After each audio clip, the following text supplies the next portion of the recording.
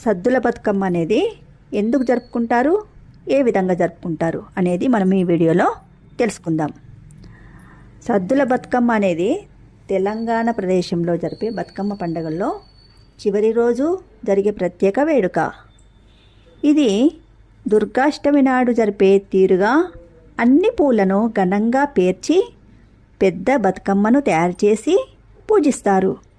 మహిళలు ఇంట్లో శుభ్రం చేసి ప్రకృతిలో దొరికేటువంటి పూలను కానీ, ముఖ్యంగా గునుగు, తంగేడు, చామంతి, గులాబీ వంటి పూలతో బతుకమ్మను అందంగా పేర్చుతారు.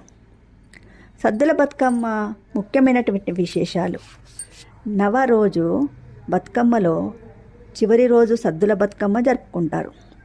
అంతకుముందు 8 రోజులు ప్రతిరోజు ప్రత్యేక నైవేద్యంతో ప్రత్యేక పూలతో బతుకమ్మను తయారు చేస్తారు. చివరి రోజున పెద్ద బతుకమ్మతో పాటు మరియు చిన్న గౌరమ్మ కూడా తయారు చేసి పూజిస్తారు. మహిళలు బతుకమ్మ చుట్టూ మాటలు సంభాషించుకుంటూ పాటలు పాడుతూ ఎదుటివారికి పసుపు రాస్తారు. 5 రకాల సద్దులు నైవేద్యాలు కూడా చేస్తారు. సద్దుల బతుకమ్మ రోజున అమ్మవారికి 5 రకాల సద్దులు సమర్పించడం ప్రధాన ఆచారం. మరియు పెరుగన్నము, చింతపండు పులిహోర, నిమ్మకాయ అన్నము, కొబ్బరన్నము, నువ్వుల అన్నం, కొంతమంది చక్కెర రొట్టె కలిపిన లడ్డూలు కూడా నైవేద్యంగా సమర్పిస్తారు. ఆచార విధానం ఏంటంటే, మహిళలు ఉదయాన్నే లేచి ఇళ్లను శుభ్రం చేసి అందమైన పూలను సేకరిస్తారు. మరియు పువ్వులు, ఆకులతో బతుకమ్మను అరుస్తాక పూజ గదిలో బతుకమ్మ పెట్టి ధూప దీపాలతో పూజ చేస్తారు.